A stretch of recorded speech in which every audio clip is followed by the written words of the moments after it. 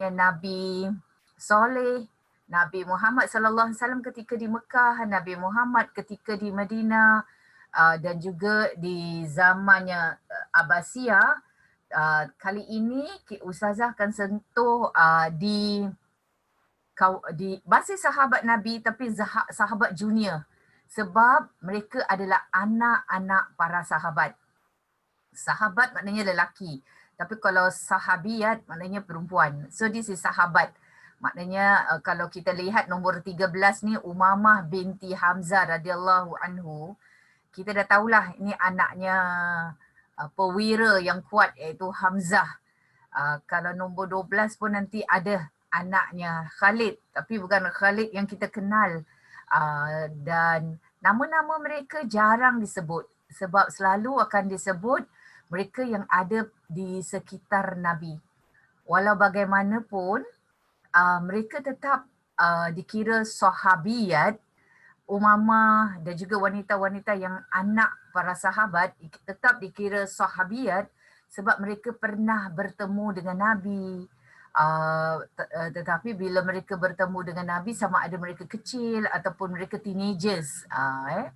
Jadi kita nak tengok juga bagaimana wanita-wanita ini, walaupun tidak kira dia di era mana pun dan persekitaran yang mempengaruhi dia, Atah, Rohana, Yana yang dalam grup ni, Zar, semua yang dalam grup ini, kita hidup di kurun 21, walau macam mana pun latar belakang kita, persekitaran yang mempengaruhi diri kita berbeza, namun kita ada satu shared values. Apa shared valuesnya? In Islam, woman in Islam. Islam itulah kitanya shared values.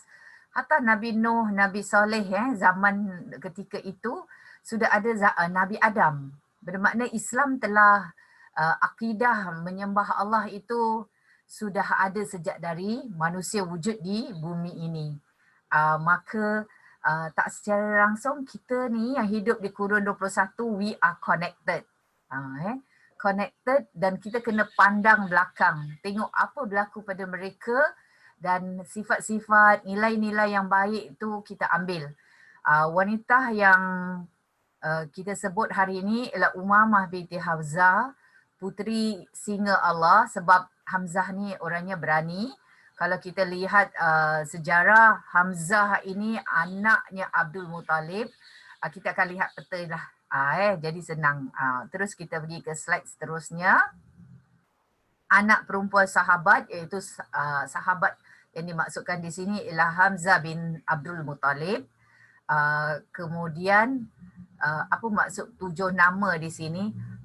Nama Umamah ni sebab dia tak ada tercatat dalam hadis. Apa yang ada dalam Quran, contoh nama Muhammad, Abu Lahab, Luqman, tercatat dalam Quran, kita tahu. Dan kadang-kala tercatat dalam hadis atau dia jadi perawi hadis. Jadi kita kenal. Ahli sejarah senang nak capture and detect nama-nama mereka. Tetapi nama Umamah ni ada 7 version ahli sejarah catat. Ada Umamah, Umimah, Umamah, Ummah, tak tahulah. Pokoknya kita just stick to one, iaitu Umamah binti Hamzah. Atau kalau kita nak berlaku kira berhati-hati, kita letakkan sahaja anak perempuan Hamzah. Sebab dia ada 7 version. Ini Ustazah ambil daripada salah satu kitab yang mengambil nama Umamah. Ada kitab pula letak Fatimah. Jadi berbeza-beza Ya, sebab apa Ustazah perlu beritahu disclaimer ini? Kerana nanti anda baca buku sejarah, kenapa anak Hamzah namanya Fatimah? Kenapa anak Hamzah namanya Salma? Kenapa berbeza? Ustazah explain Umamah. Jadi di sini ingin diketengahkan bahawa beliau ada 7 nama kerana nama beliau tak ada capture di dalam kira Wahyu. Ketiga, ayahnya saudara susuan Nabi Muhammad sallallahu alaihi wasallam. Ayah dia kira pakcik Nabi. Tapi ketika Abdul Muttalib bukan Abdul Muttalib yang lahirkan. Abdul Muttalib dapat anak namanya Hamzah. Hamzah masih kecil. Jadi umur Hamzah ni kira lebih sebayalah dengannya Nabi Muhammad sallallahu alaihi wasallam, dan ketika itu Nabi Muhammad sallallahu alaihi wasallam disusukan oleh Suwaibah. Siapa tu Suwaibah? Suwaibah tu bekas hamba Abu Lahab. Ketika itu ibunya Aminah tidak ada, maka Suwaibah di antara orang yang pernah menyusukan kira Nabi Muhammad sallallahu alaihi wasallam, dan dalam masa yang sama Hamzah. So mereka adalah adik-beradik susuan. Kenapa Ustazah perlu cakap begini? Kerana Saidina Ali pernah utarakan kepadanya Nabi Muhammad, mengapa tidak berumah tangga dengan Umamah. Tetapi Nabi Muhammad menjawab tidak boleh sebab dia anak susuan kepada adik-beradik susuan aku. Adik-beradik susuan aku tu kira pakcik Nabi Muhammad sallallahu alaihi wasallam. Okey? Berbelit-belit kan? Oleh kerana berbelit-belit, maka Ustazah buat dia punya hierarki lah. Nanti kita boleh lihat.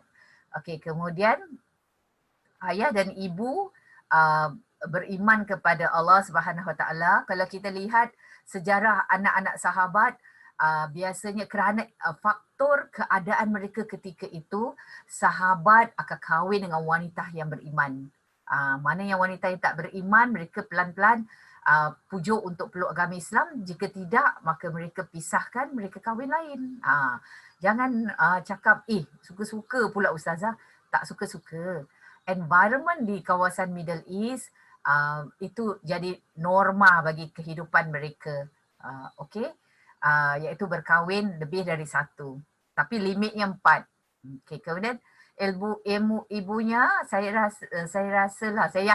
yakin semua kenal siapa nama bapa ibunya. Nama ibunya Salmah binti Umais. Jadi Salmah binti Umais, ada ring any bell? Salmah binti Umais ini dia adik-beradik dengan Asma binti Umais. Nanti kita akan berkenalan dengan Asma jika kita tidak tahu. Masih kanak-kanak apabila ayahnya syahid di Uhud. Okey. Perang Uhud berlaku pada 3 Hijrah. Jadi bermakna dia masih kanak-kanak. Kanak-kanak tu usia berapa Bawah 10 tahun, bawah 12 tahun. Could be 5 years, 6 years, kita tak tahulah. Pokoknya bila perang Uhud, maknanya dia masih kanak-kanak. 3 Hijrah. Okay. Kanak-kanak can be 11 years old. Tu kanak-kanak. Child lah bagi kategori kita. So, tu. Kemudian, Salmah dan Shaddad bin Al-Hadi Al-Laythi, setelah suaminya iaitu siapa tadi? Hamzah. Hamzah kan mati di perang Uhud. Ingat tak yang Hindun upanya salah seorang pemanah. Tugas dia dalam perang itu hanya panah, cari Hamzah dan panah. Itu je. Dan kemudian dia akan dimerdekakan. Dan apabila Hamzah mati di perang Uhud, mati syahid di perang Uhud, maka Salmah berumah tangga dengan seorang lagi yang bernama Shaddad bin Al-Hadi Al-Laythi. Mereka dapat anak nama Abdul Rahman dan Abdullah. So Abdul Rahman dan Abdullah ni dikira adik-beradik dengan Umamah. Adik-beradik seibu. Jadi dalam Umrah Qadha ni ingat tak waktu, Ustazah akan sentiasa ingat tak ingat tak waktu perjanjian Hudaibiyah. Waktu Nabi Muhammad sallallahu alaihi wasallam bawa 1,400 sahabat dari Madinah pergi ke Mekah untuk buat umrah, tetapi ternyata tidak jadi tahun itu, dan diberitahu kepada Nabi tahun depan berikut. Maka mereka ada buat treaty pada tahun 6 Hijrah tersebut. Maka tahun depan tu maknanya 7 Hijrah. Kita kena tahu jugalah date dia sebab kita nak tengok sejarah, nak join the dots. Jadi Umrah Qadha tu mereka bawa Umamah sama. Jadi Umamah tanya Nabi mengenai kubur bapanya iaitu Hamzah. Jadi tu mereka beritahulah dekat Uhud. Jadi Umamah tahu sebab bapanya waktu kecil-kecil bapanya selalu tell stories kepada Umamah. Jadi ibunya Salma pun selalu tell stories. So stories ni very very important. Kita boleh kenal siapa pelakon Cina, pelakonnya Indonesia yang terbaik, yang siapa dia punya anak dia, matai dia, isteri dia, dah cerai kahwin isteri yang kedua. Tetapi kita tidak kenalkan keluarga kita dengan family members Rasulullah sallallahu alaihi wasallam. Itu sesuatu yang amat menyedihkan. Jadi di sini moral of the story, kita rapatkanlah dengan keluarga kita dalam satu shared values. Apa shared valuesnya? Mengenalkan keluarga Rasulullah sallallahu alaihi wasallam. Jadi kita tidak sangka bahawa Umamah ni pernah berinteraksi dengan Nabi Muhammad. Malahan masa nak pergi umrah qada tu, dia pergi panggilnya Nabi Muhammad, bapa saudaraku. Walaupun kalau ikut peta, flow chart keturunan, Umamah kira anak Hamzah. Hamzah dengannya bapa Nabi tu adik-beradik. Bermakna Umamah dengannya Nabi Muhammad sallallahu alaihi wasallam adalah sepupu. Tapi Umamah ni respect, dari kecil dah tahu respect sebab bapa dia punya adik-beradik susuan adalah sepupu dia, iaitu Nabi Muhammad. So dipanggil juga bapa saudaraku. Ini dalam perjalanan nak pergi umrah qada. Maka Saidina Ali ketika itu nampak Saidina Ali sudah berumah tangga dengan Fatimah binti Muhammad sallallahu alaihi wasallam. Maka Saidina Ali minta Fatimah lah dukung kendong Umamah. Maknanya Umamah masih lagi kanak-kanak jugalah. Walaupun dah 3 apanya Uhud kan. Mati syahid 3 Hijrah. Pergi umrah qada 7 Hijrah, bermakna 4 tahun. Kalau umur dia 11 maknanya dah 15. Takkanlah dukung baby 15 Jadi kalau ikut cerita tersebut, Umamah kendong, tapi mungkin ada dari sejarah lain Umamah dijaga oleh Fatimah dan Ali. Sebab mungkin Nabi Muhammad sedang sibuk ketika itu. Dia dah panggil bapa saudaranya, iaitu Nabi Muhammad sallallahu alaihi wasallam. Nabi sudah layan, lepas tu pas tu Ali dan Fatimah. So Ali dan Fatimah jaga. Kita akan tahu kenapa Ali dan Fatimah yang jaga setelah kita selesai dari cerita ini. Kemudian Ustazah try to join the dots, sebab itu Ustazah go back sedikit. Kemudian pemberian Rasulullah sallallahu alaihi wasallam kepada Umamah, Nabi pernah beri sesuatu pada Umamah, iaitu pakaian. Dan Nabi ada buat satu ucapan. Dan satu ucapan itu sering bermain di bibir sahabat, dan sayang kalau kita boleh dengar ucapan cia dalam jokes-jokes yang berlaku, ucapan-ucapan yang berligar sekarang ini, tapi kita tidak mendengar ucapan Nabi Muhammad sallallahu alaihi wasallam pada Umamah. Jadi yang ke-10 ni, Rasulullah sallallahu alaihi wasallam diberikan hadiah, iaitu berupa kain ada macam line stripes stripes. Okey, bergaris. Kemudian beliau bersabda kepadaku, buatlah jilbab. Ku ni maknanya Saidina Ali. Buatlah jilbab untuk para Fatimah. Sebab keluarga sekeliling Nabi banyak orang nama Fatimah. Isteri datuk Nabi nama Fatimah. Isteri Abu Talib nama Fatimah. Isteri atau anak Nabi sendiri, isteri Saidina Ali nama Fatimah. Kemudian lagi satu Fatimah disebutkan Fatimah binti Hamzah. So Qutbi Fatimah ni adalah Umamah juga, sebab kita kata dia ada lebih dari satu nama. Okey, jadi ada banyak Fatimah. Nanti waktu hijrah Nabi Saidina Ali ni, dia hijrah tak sama serentak. Ada hijrah macam Nabi Muhammad hijrah dengan Abu Bakar. Kemudian Saidina Ali hijrah dengan Fatimah. Fatimah ni. So Fatimah binti Asad mak dia. Maknya Saidina Ali. Fatimah binti Muhammad tu isteri Saidina Ali. Kemudian jadi tu kelilingnya keluarga Nabi banyak nama Fatimah.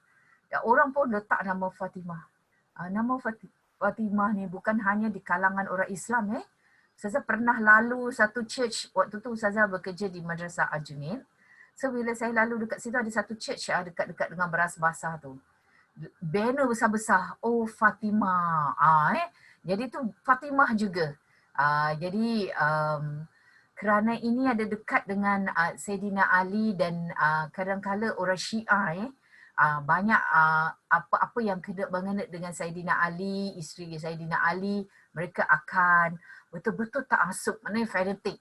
Okay. So Fatimah ni very popular. Nama mak saya pun Fatimah. Okay, jadi tu ni melencong sikit. Ni Fatimah kurun 21. Kemudian nombor 11, ini dia punya Salmah binti Umais, ada Allah adik-beradik dengan Asma binti Umais. Isteri Ja'far bin Abu Talib ataupun kita boleh gelarkan Abi Talib. Okay, Asma ni dia bukan hanya berumah tangga dengan Ja'far bin Abi Talib. Ustazah recall sedikit Asma ini dia pernah berumah tangga dengan 2 khalifah. So siapa khalifah tersebut? Abu Bakar dan juga Sayyidina Ali setelah Ja'far meninggal dunia. Jadi bermakna ya betul-betul. So that means Abu Bakar, kemudian Ja'far meninggal dunia, maka Sayyidina Ali. Dan Abu Bakar dengan Ja'far ada, dengan mereka berdua, Asma ada anak, kedua-dua anak nama Muhammad. Saya tak boleh bayangkan bagaimana dipanggil kedua-dua anaknya. Muhammad, sekali dua-dua datang. So orang Arab tak macam gitu dia ada nama gelaran atau dipanggil Ibnu Abi Bakrin atau Ibnu Ja'far. Jadi untuk bezakan mana Muhammad antara keduanya. Dah berlaku perselisihan antara dua Muhammad, Sayyidina Ali nampak, Sayyidina Ali tengok, perasaan jealous tu tidak adalah. Okey, sebab kita kena faham kenapa tak ada perasaan jealous antara lelaki dengan lelaki, kerana environment ketika itu berlaku banyak peperangan dan wanita very vulnerable. So kira mereka telah menyelamatkan wanita-wanita ini. Dan dalam rumahnya Asma ni ada banyak anak-anak sahabat. Jadi tu Salmah isteri Hamzah adalah adik-beradik dengan Asma. So dia pusing-pusing dekat situlah keluarga 69 ni. Jadi kita kena join the dots untuk kita tidak rasa pening kepala.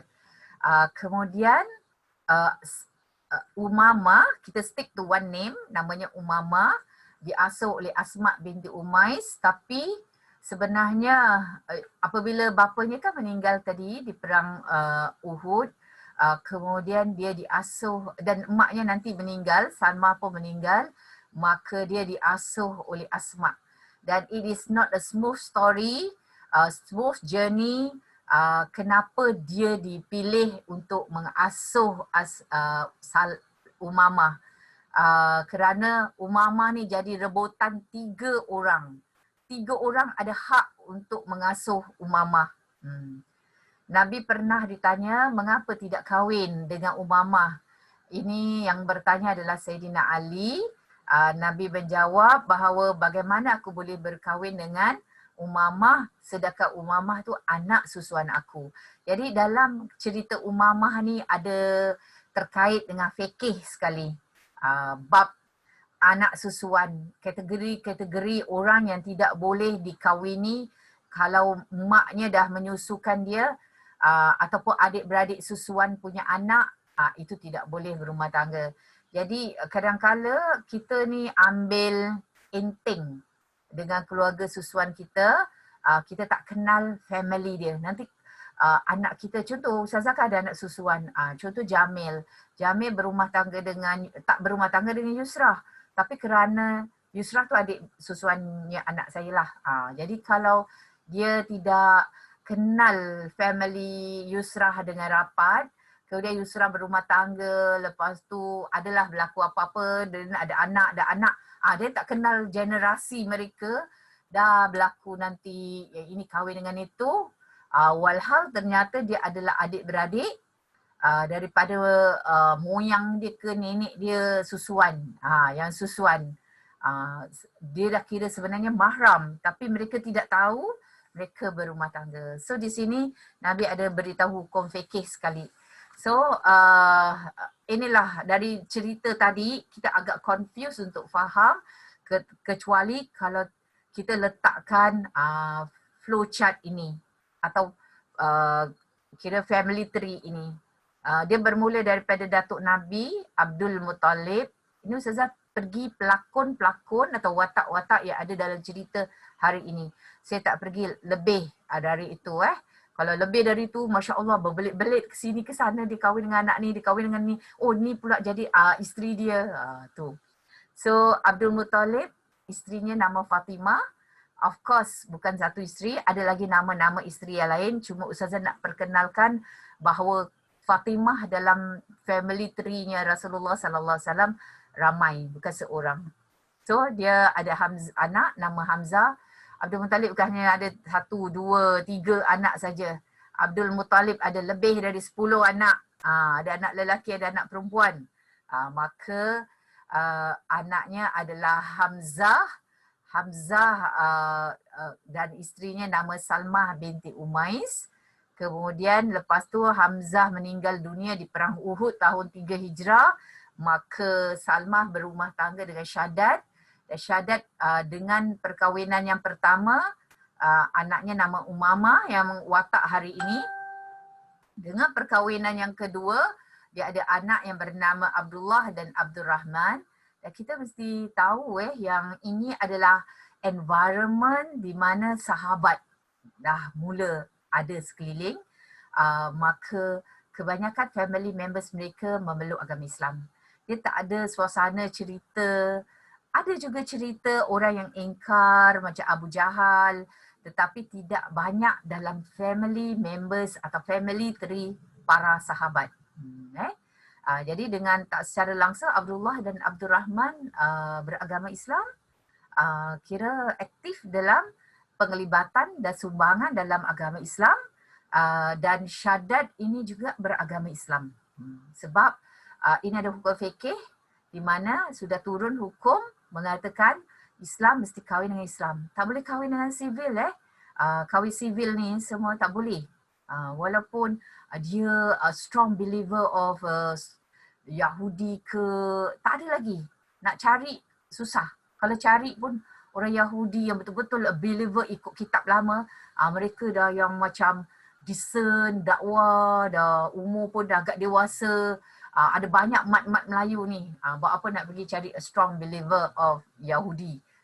Jadi tu kita kahwin in our circle. Okay. Sebab nanti, jadi di sini ada hukum fikih lah. Ada banyak hukum fikih. Maka di antaranya adalah pakcik Nabi iaitu Abu Talib. Isterinya pun nama Fatimah. Fatimah binti Asad. Pernah menjadi kira pengasuh Nabi Muhammad sallallahu alaihi wasallam setelah kematian ibunya, dan dia ada di sekeliling Nabi Muhammad sallallahu alaihi wasallam sampai beliau wafat lebih dulu, Fatimah Asad ni. Dan Nabi sendiri yang masuk ke dalam kawasan kubur dan letakkan baju Nabi. Okay. So ada anak warna kuning ni sebab kita nak cerita hari ni. Jadi anaknya adalah Ali yang isterinya nama Fatimah binti Muhammad. Ja'far, isterinya yang nama Asma binti Umais ni tadi. Hamzah punya isteri, Salma binti Umais. Ja'far pun ada isteri nama Asma binti Umais. Kalau Ustazah nak buat peta, sebenarnya Ustazah boleh buat peta untuk Asma. Tapi dia bukan pelakon utama kita atau watak utama kita. Kalau nak buat peta untuk Asma binti Umais, kita kena buat peta untuk Ali juga. Sebab dia pun bukan Fatimah, isteri seorang. Setelah Fatimah wafat, dia ada isteri-isteri yang lain. Salah satu dari isterinya ialah anaknya, kira Fatimah ada kakak nama Zainab, anak kakak dia iaitu nama Umaymah. Umaymah. Jadi hafal nama-nama wanita ni. Jadi kita tak campur aduk, bila lepas break kita akan sentuh wanita-wanita yang lain. Maka dah terus Abdullah dan isterinya nama Aminah, dapat anak nama Muhammad sallallahu alaihi wasallam, dan salah seorang isteri Nabi nama Ummu Salmah. Jadi tu kita kena tahu kenapa Ummu Salmah dalam cerita ni. Walhal Nabi ada isteri-isteri yang lain. Okey, dan kalau lihat Ustazah ada buat ni warna biru kerana Hamzah dengan Muhammad walaupun satu sepupu, dia sepupu dengan Umamah, tapi dari sudut dia dengan Hamzah, Nabi Muhammad dengan Hamzah, mereka adalah adik-beradik susuan. Kemudian Muhammad ada anak dari Khadijah bernama Fatimah binti Muhammad. Kemudian Ummu Salamah sebelum berumah tangga dengan Nabi Muhammad, sebab Nabi Muhammad kahwin dengan beliau janda. Nama beliau bukan Ummu Salamah, tapi lebih digelar Ummu Salamah kerana anak pertama dia ialah Salamah. Salamah nama lelaki bukan nama perempuan. Jadi kita jangan rasa bingung, gegel ke boboy. Ini Salamah ni adalah lelaki. Kemudian anak yang sulung. Selalunya anak sulung tu digelar kira sepena Ummu Salamah. Macam saya, anak pertama saya Jamil. Jadi saya digelar Ummu Jamil. Tapi Ummu Jamil yang baik dekat Ummu Jamil isteri Abu Lahab. Okey, kemudian perasan cakap yang baik. Doakan kita jadi baik seterusnya. Kemudian Ummu Salamah ni sebelum berkahwin dengan Nabi, dia ada kahwin dengan seorang lelaki pun juga digelar Abu Salamah. Subhanallah. Bacalah sejarah hidup Ummu Salamah sebab Ustazah tak sentuh kerana cerita dia banyak dalam syarahan-syarahan, dalam kitab-kitab, dalam buku-buku. Ummu Salamah ni pada Ustazah, kalau kita karang buku cerita akan ada climax then go down. Baru nak happy nanti climax lagi, ada cerita sedih yang berlaku. Lepas tu baru. So kehidupan Ummu Salamah ni up and down, up and down, up and down. Sampailah Abu Salamah meninggal dunia. Maka Muhammad offer untuk berumah tangga dengannya Ummu Salamah. Ummu Salamah tak nak. Ada beberapa sebab. Walaupun hari ni watak kita adalah Umamah, tapi Ustazah beritahu family sekitar Umamah. Okay? Kemudian akhirnya Muhammad sallallahu alaihi wasallam dapat berumah tangga dengan Ummu Salamah dengan ada perjanjian sedikit. Kemudian Ummu Salamah kan sebelum ini dah ada anak namanya Salamah dengan Umar. Maka Nabi Muhammad mengawinkan. Kan Saidina Ali offer Nabi kahwinlah dengan Umamah. Nabi kata tak boleh, dia anak susuan aku. Maka Muhammad mengawinkan Salamah dengan Fatimah binti Muhammad. Salah. Salamah, salah peta. Salamah kahwin dengan Umamah. Sebab itu Ustazah warnakan orange. Sebab Umamah dengan Salamah adalah husband and wife. Okay. Jadi dikira kategori anak ataupun kategori yang lapisan keempat lah baginya Abdul Muttalib. Kira anak lah, pangkat anak lah. Anak tiri kepada Nabi Muhammad sallallahu alaihi wasallam. So bermakna ada related dengan keluarga Nabi Muhammad sallallahu alaihi wasallam. Okey, kenapa Ustazah warnakan kuning? Kerana Ali apabila kedua Hamzah dan Salamah meninggal dunia, maka sekarang siapa yang nak jaga Umamah? Ketika tu Umamah kecil. So yang warna kuning ni lah yang mengatakan dan meminta supaya Umamah bawa custody ataupun hadanah. Hadanah ni penjagaan. Custody ni kalau dah bercerai. So ni hadanah. Hadanah ni di bawah penjagaan. Ali mengatakan kenapa dia berhak untuk jaga Umamah? Sebab dia ada, dia anak pakcik dia iaitu Hamzah. Dan kebetulan isteri dia Fatimah binti Muhammad ni kira ada anak Nabi Muhammad sallallahu alaihi wasallam. Jadi bolehlah jaga Umamah. Tetapi Ja'far pun nak juga dengan reason sebab bahawa itu pakcik Umamah ni adalah anak pakciknya dan isterinya Salmah binti Umais adalah adik-beradik dengan isterinya. So sudah tentu watak ibu Asma binti Umais ni lebih dekat dengan Umamah sebab dia ada blood relationship dengan ibunya Umamah.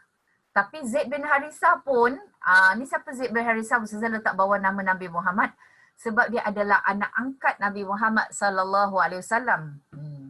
Jadi Zaid bin Harithah waktu pergi perang sama-sama di Uhud, Hamzah ada meninggalkan wasiat dengan Zaid, kalau apa-apa berlaku dengan aku dan aku mati syahid, maka aku nak kau yang jaga Umamah. Jadi sekarang ni apabila 3 orang dan tiga-tiga membawa dalil yang evidence yang very strong to Nabi Muhammad sallallahu alaihi wasallam. So ini ada isu fikih di sini. Manakah yang Nabi nak pilih lebih utama? Akhirnya Nabi pilih Asma binti Umais dengan Ja'far sebab ada blood relation.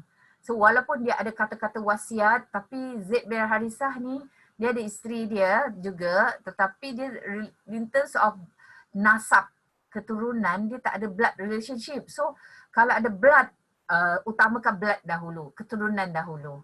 So di sini isu fikir pun selesai. Ja'far dan Asma dapat menjaga Umamah, dan Umamah besar dalam keluarga yang juga kira beragama baik dalam agama Islam, dekatkan diri dengan Allah.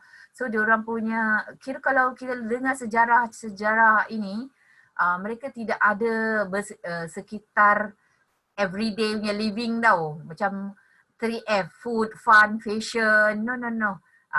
Kerana environment ketika itu, mereka bersekitar macam mana nak tolong Nabi Muhammad sallallahu alaihi wasallam, macam mana nak majukan Islam.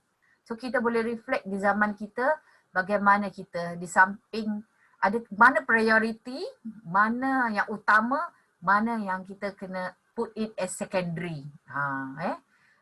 Of course makan penting, pakaian penting, tapi mana lebih penting. Jadi kita kena lihat.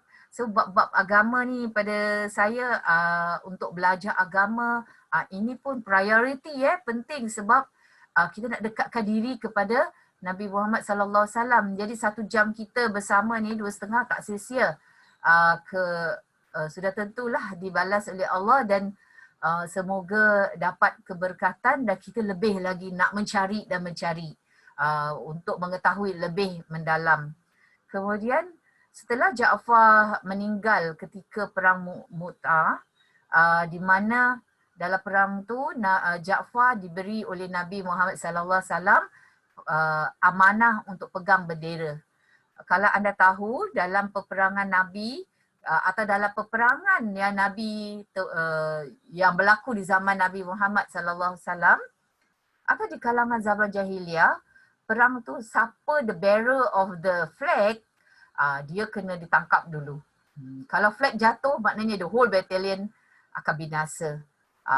Jadi tangan Ja'far kena potong sebelah kanan, lepas tu potong sebelah kiri, dia capak bendera sebelah kiri, kena potong sebelah kiri, dia letak dekat ketiak dia, sampaikan bila Ja'far ni gugur, dia pass bendera tu another person kena attack, pass another person. Macam gitu bendera macam. So kita dapat nampak senario ketika itu, dan akhirnya bila dilihat tubuh Ja'far, Masya Allah, bukan tombak, panah-panah penuh, bekas tikaman. Jadi kita dapat conclusion di sini, mereka berjuang dan betul-betul amanah itu dijaga. So kita ni bukanlah tidaklah kena fizikal luka pedang ke, luka panah ke, kita baru kena usik dekat Facebook. Jadi macam mana kita nak atasi social media kita ni, dan kita baru kecil hati atau sebagainya, atau suami mengatakan sesuatu yang negatif kepada kita. So macam mana kita nak tukar dan nak buat supaya environment kita ni jadi lebih positif. So kita ni cabaran bertepatan dengan era kita kurun 21 ini. Tidak sampai ke zaman Nabi, zaman para sahabat. Jadi ini berlaku sekeliling Umamah dan Umamah nampak peristiwa-peristiwa ini, dia masih kecil. So sahabat junior. So apabila Ja'far sudah meninggal dunia, maka urusan Hadana iaitu penjagaan ini diserahkan kepada Ali dan Fatimah. Maka Ali dan Fatimah meneruskan berjaganya Umamah. Masih lagi diikuti blood nasab. Zaid bin Harisah tidak dapat peluang lah. Okey. Kemudian ini slide terakhir untuk wanita yang pertama hari ini. Maka Ja'far mati syahid di perang Mut'ah. Kemudian ini kita dah sentuh tadi. Kemudian juga okey, tarikh wafat. Terus Ustazah beri tarikh wafat. Bilakah Umamah meninggal dunia? Ahli sejarah tak dapat kesan. Tapi sudah tentulah lebih lama dan lebih jauh kematiannya. Okey, kemudian kita pergi ke wanita yang seterusnya. Nanti Ustazah lihat di sini. Ada tak Ustazah tertinggal apa-apa? Alright. Kita terus pergi ke okey. Tadi dia dah dapat hadiah tu sudah dapat hadiah pakaian untuk Fatimah. Okey, Ammah the next one adalah wanita anak para sahabat. Hari ini Ustazah sentuh anak para sahabat. Jadi semua sahabiat yang junior kepada Rasulullah sallallahu alaihi wasallam. Kita ada masa untuk Ammah binti Khalid radhiyallahu anha. Kalau perempuan radhiyallahu anha, kalau lelaki radhiyallahu anhu. Tapi kalau kita nak untuk dua-dua Ammah dengan bapa dia, sebab bapa dia juga beriman dengan Rasulullah, dengan Allah dan Rasul, kita boleh sebut radhiyallahu anhuma. Ustazah bingunglah, radhiyallahu anhu, radhiyallahu anha, radhiyallahu anhuma. Okey, standard radhiyallahu anhum. Okey. So Ammah binti Khalid radhiyallahu anhum, dia adalah puteri dua orang sahabat Rasulullah sallallahu alaihi wasallam, kerana ibu iaitu isteri kepada Khalid juga beriman dan juga sahabat Nabi Muhammad sallallahu alaihi wasallam. Okey, kita lihat di sini. Yang kedua, Rasul sallallahu alaihi wasallam pernah mendoakannya dengan bersabda, pakailah pakaian ini hingga lusuh. Bermakna kalau kita lihat tadi wanita yang pertama, Nabi Muhammad ada beri hadiah kan, melalui Sayyidina Ali, berikan ni semua kepada Fatimah. Salah satu darinya adalah anak Hamzah, iaitu Umamah. Walaupun di situ sebut nama Fatimah, namun hadiah pakaian. Dan kalau kita lihat di sini, Ammah juga adalah hadiah pakaian. Jadi dia bertepatan dengan hadis Nabi Muhammad sallallahu alaihi wasallam yang maksudnya, berilah hadiah, kamu akan tambah cinta. Maknanya dia akan menumbuhkan kasih sayang. Hadiah berupa benda lah, bukan duit hadiah berupa benda. Jadi bermakna hadiah itu dia akan cairkan hati. Ulama-ulama setelah zaman Nabi, mereka ada karang syair. Kau kalau nak cairkan hati orang, kau beri hadiah. Jadi tapi janganlah beritahu you ada hidden intention nak cairkan hati dia. Anggap ini adalah satu sunnah Rasulullah sallallahu alaihi wasallam yang mana kita rajin memberi hadiah. Tapi janganlah kasih satu orang. Kita berbagi-bagi. Ada, tak kiralah. Orang bukan kira kecilnya atau besarnya ke mahalnya. Dia gift, G-I-F-T. Gift itu je dah touch the heart. So Nabi Muhammad dapat kain yang jalur tu kan. Nabi Muhammad kasih kepada Fatimah. Kemudian Nabi Muhammad dapat kain ni. Nabi Muhammad kasih kepada Ammah. Jadi it touch the heart and it can be remembered till now. Saya remember masa saya buat program LGBT. Bukan saya yang buat program ni, Pergas yang buat program LGBT. So dia jemput saya dengan Ustazah Nadia Hanim. And then jemput 80 pelajar-pelajar madrasah. Different madrasah. Jadi kita nampak color pink, color biru gelap, color kira macam hijau-hijau. Madrasah Arabia, kemudian Madrasah Wak Tanjung, purple, Asagaf kuning, and then kita nampak dalam kira dalam majlis tu 80 dengan 80 warna-warni, they become very close because we share about LGBT. And then sebelum masuk ke dalam dewan tu, semua termasuk ustazah sekali kita dapat sekuntum bunga ros. Jadi I treasure it. Saya petik gambar lah sebab bunga ros akan layu. Bunga akan layu tapi kenangan tak akan layu. Sampai bila-bila, sampai sekarang sama saya ingat lagi kenangan dapat bunga ros tu. Dan ada satu program Muiz pun buat dekat tempat atas meja dia ros. Masya Allah. Just a simple rose, $1, $2, itu je dah touch the heart. Jadi kita ambil satu moral of the story di sini, iaitu ikut sunnah Rasulullah, beri, tak kira beri bentuk apa. Dan satu adab bila orang memberi, janganlah cakap macam bisa kata Ustazah beri coklat kita tak makanlah coklat ni, kita baru habis makan. Ambil lah. Tak makan pun balik kasi adik ke. Besok-besok kan lapar, simpan lah. Hargailah pemberian orang. Ambil dengan kata-kata yang baik. Sebab apa? Pernah berlaku di sekeliling saya di mana saya nampak senario itu dan saya perlu pesan antara satu sama lain. Jadi ini dua contoh kita nampak di mana Rasulullah memberi. Tapi bukan insiden ni saja. Ada banyak insiden yang mana Rasulullah ringan tangan dan memberi. Kemudian terus kita pergi, pakailah pakaian ini hingga lusuh. Maksudnya Nabi beri hadiah pakaian tu masih lagi cantik dah baru. Tapi Nabi pesan pakai pakaian ini, ialah pakai, cuci, lepas tu pakai lagi, nanti lain masa pakai lagi. Sampai lusuh tu maknanya Nabi mendoakan panjang umur. Sebab di antara kualiti kain yang terbaik adalah kain yang ada di kawasan Middle East kan, especially kawasan Mesir ketika itu, cotton. Dia macam linen. So pakaian tu lambat untuk rosak. Dan kalau kita lihat kita dapat cebisan-cebisan kain di zaman sahabat dahulu. Jadi kain-kain tu masih utuh lagi. Maka Nabi pesan, sebenarnya Nabi bukan cakap pasal physical thing that Nabi beri. Itu memang touch the heart. Tapi Nabi doakan bahawa panjang umur. Dan betul, Ammah adalah di antara para sahabiat perempuan yang mati lambat.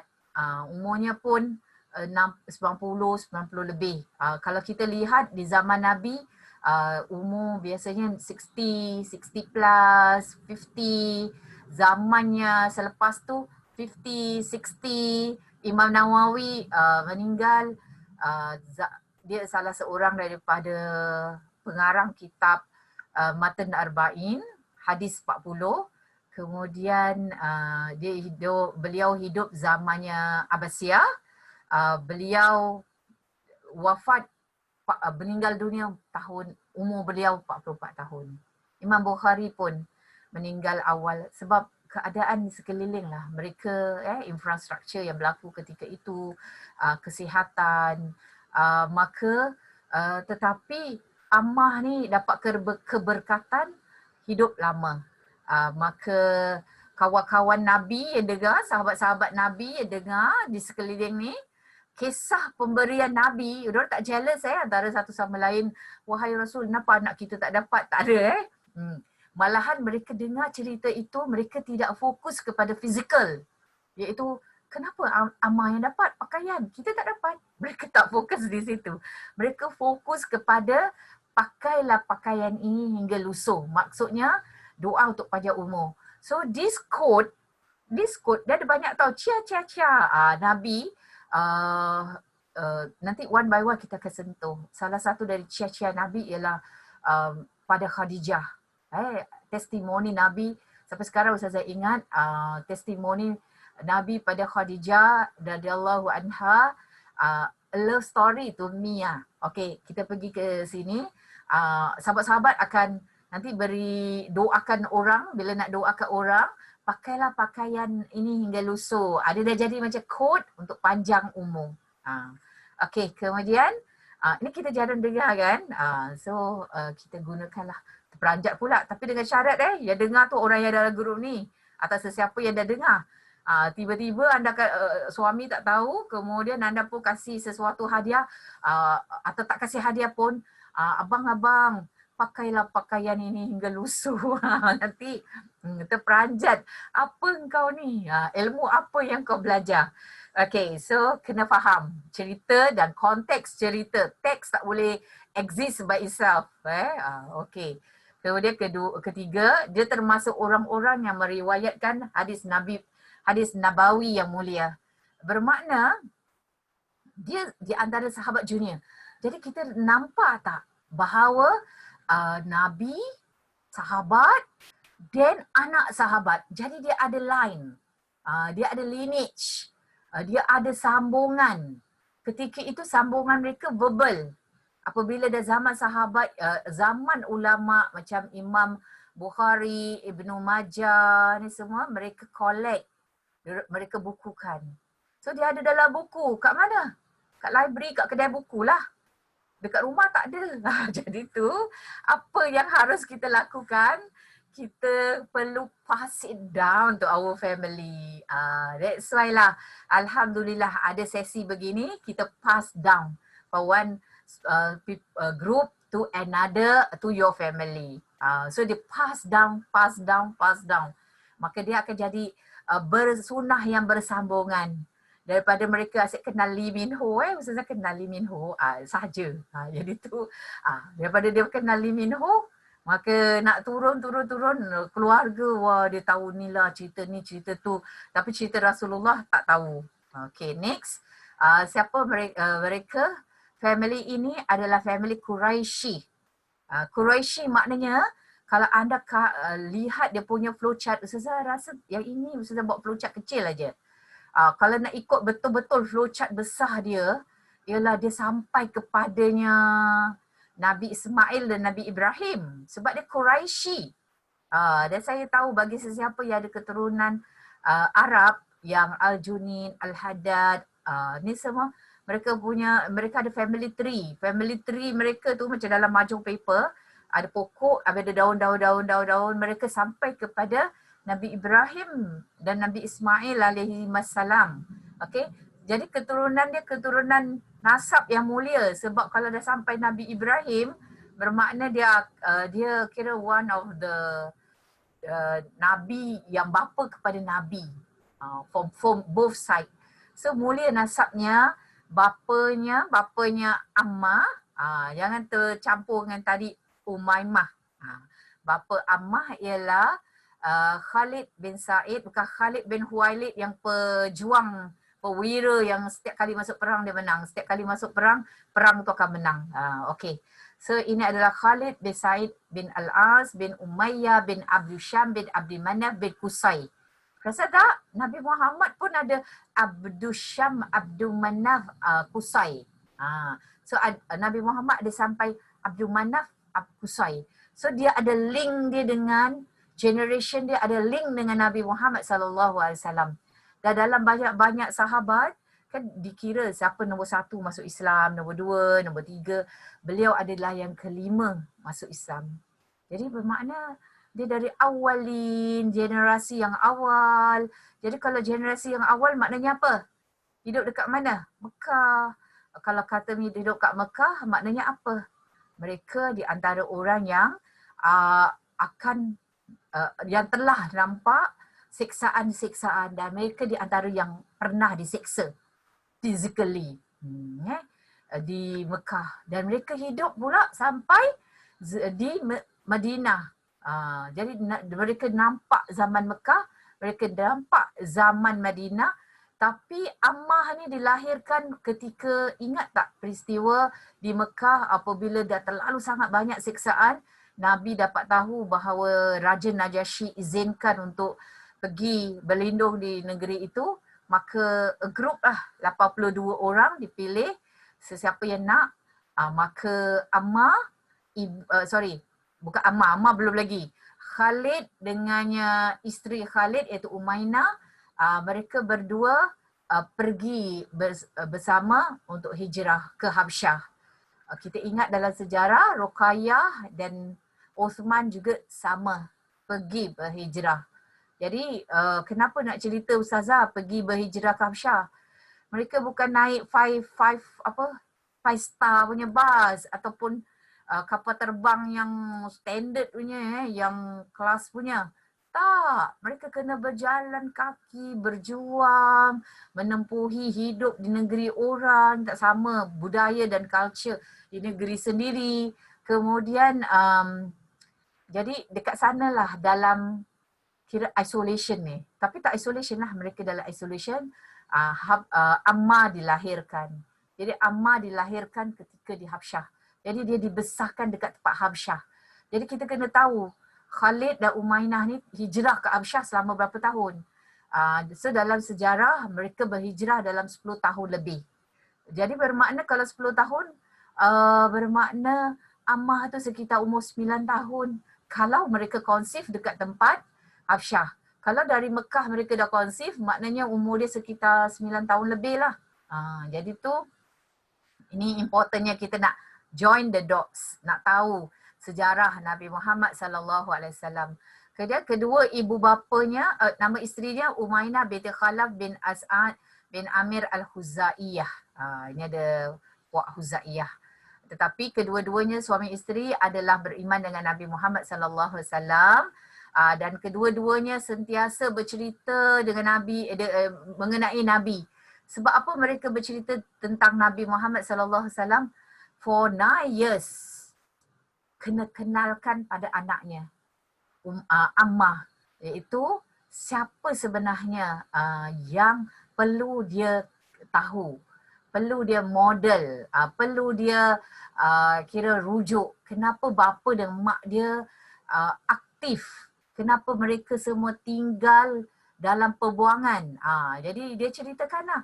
So the important of story. Saya ingat lagi waktu saya ketika tu bertugas untuk sampaikan amanat National Day. Every time National Day kan kita sebagai yang bertanggungjawab dekat sekolah, kita sampaikan amanat tentang National Day kepada pelajar-pelajar. So saya ingat salah satu daripada amanat yang saya sampaikan ada salah satu tahun tu, iaitu tell story. Ask your senior generation stories. For sure they have many in their heart. Tapi stories tu tersimpan dekat dalam hati mereka, tak diluahkan. So ia akan hilang. Every single stories akan memainkan peranan dan mengapa anda ada dalam keadaan diri anda, status atau social environment yang anda berada ni berpunca daripada story-story sebelumnya.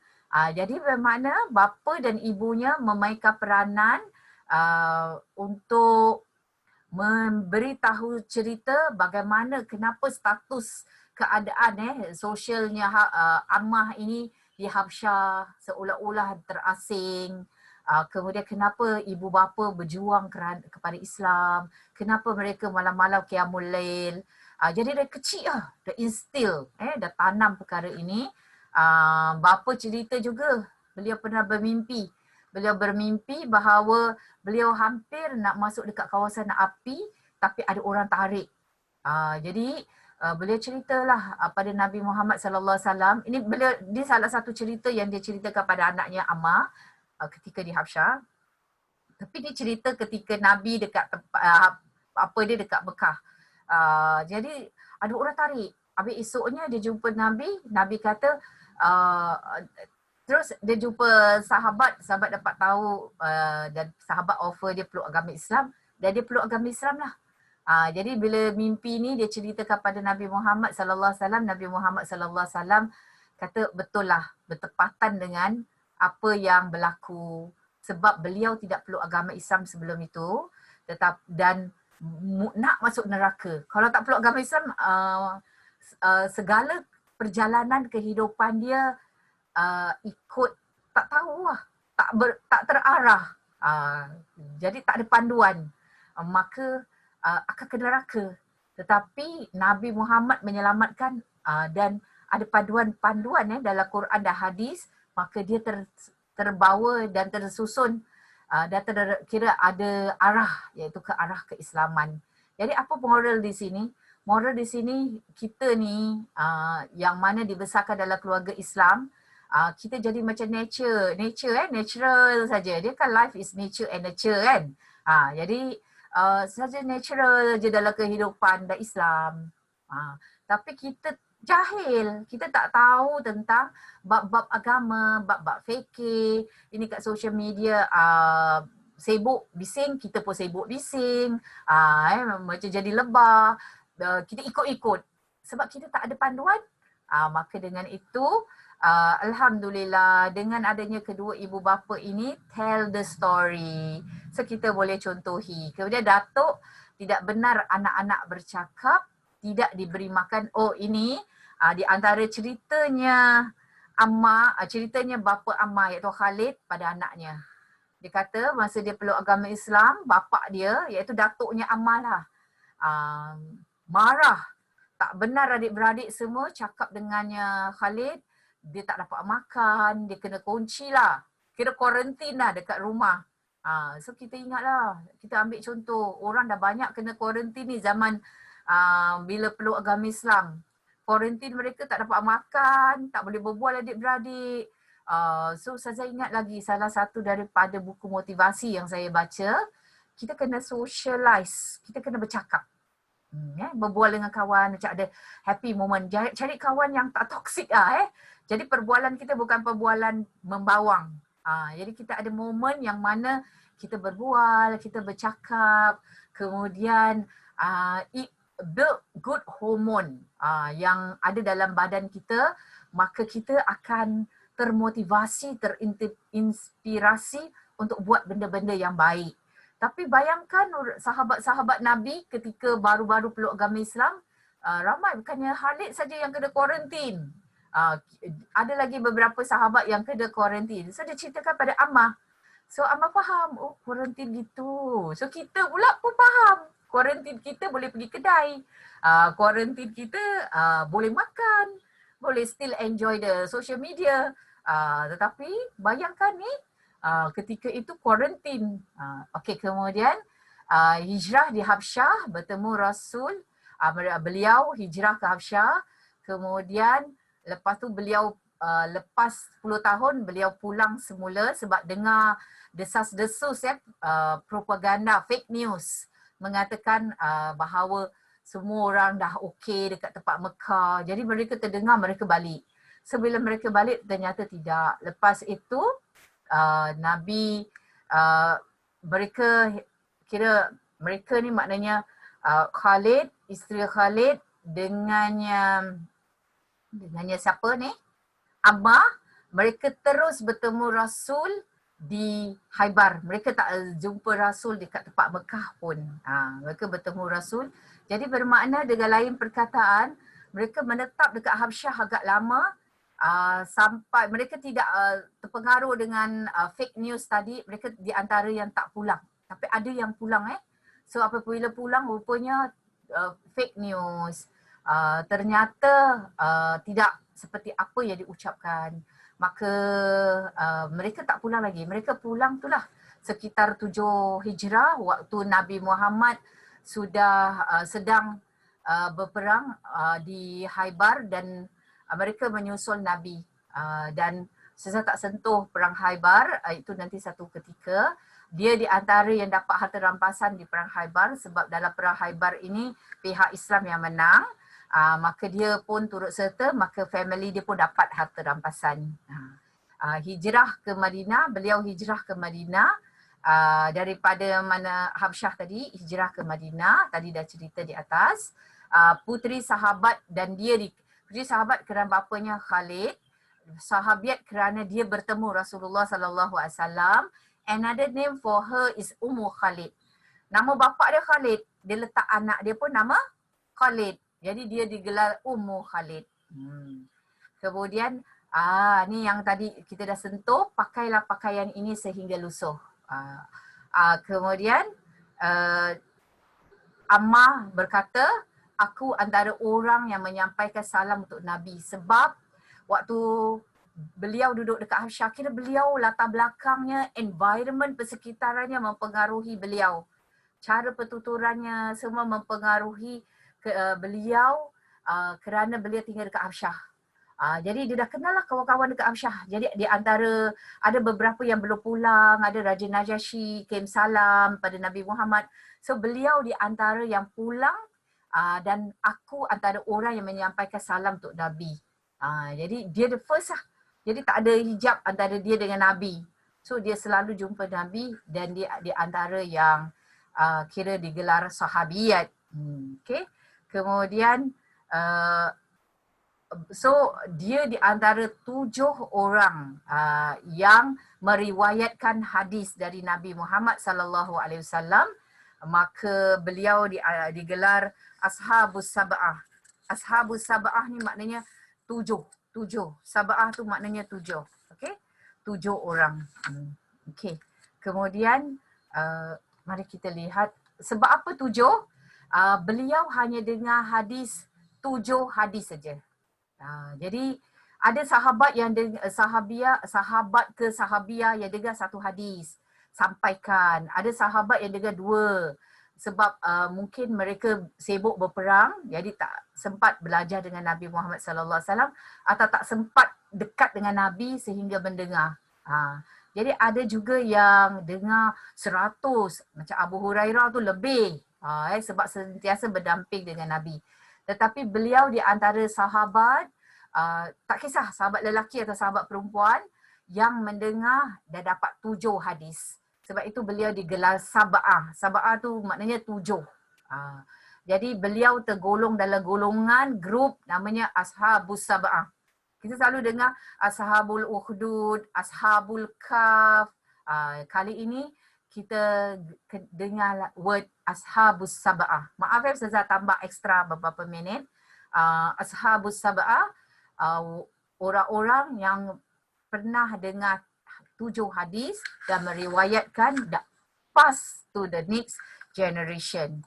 Okey, meriwayatkan 7 hadis dari Nabi. Umur beliau waktu meninggal 90 tahun. Bermakna beliau mencecah ke zaman kira zamannya Umayyah. Sahabiat yang terakhir, maknanya wanita wanita sahabat yang terakhir meninggal. Ini dia punya flowchart yang kita dah go through. Bapaknya nama Khalid, anak dia pun dia letak nama Khalid. So ni anak pertama dia, jadi dia digelar Ummu Khalid. Kemudian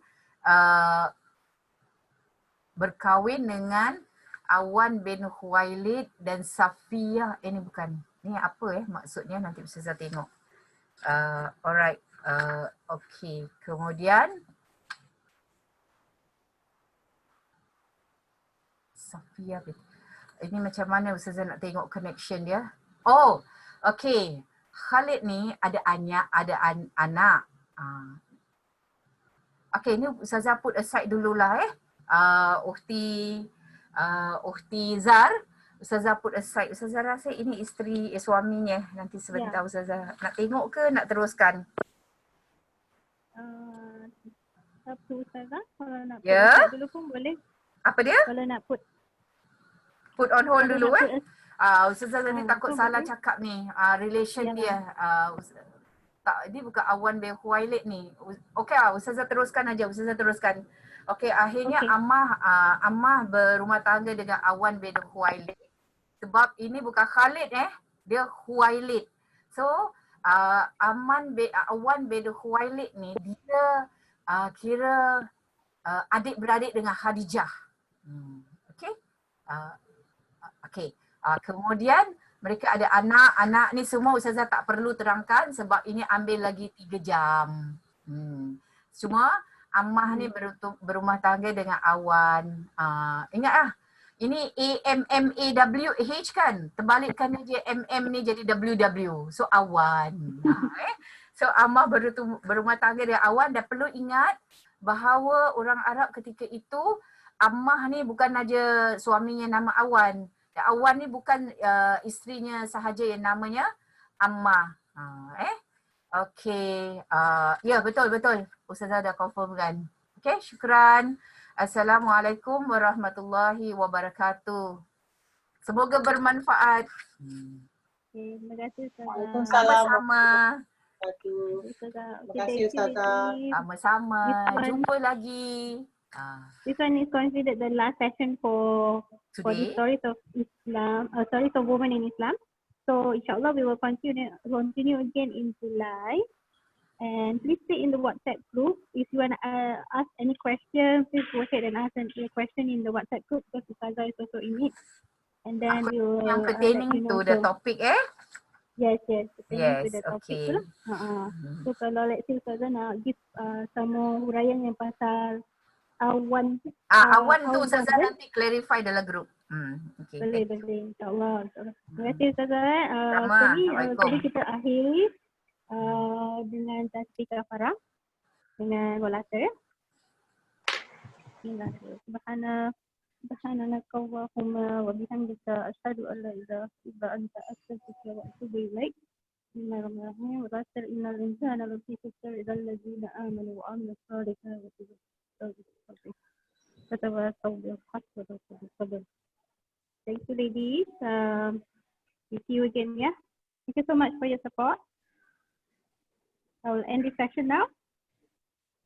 Thank you ladies.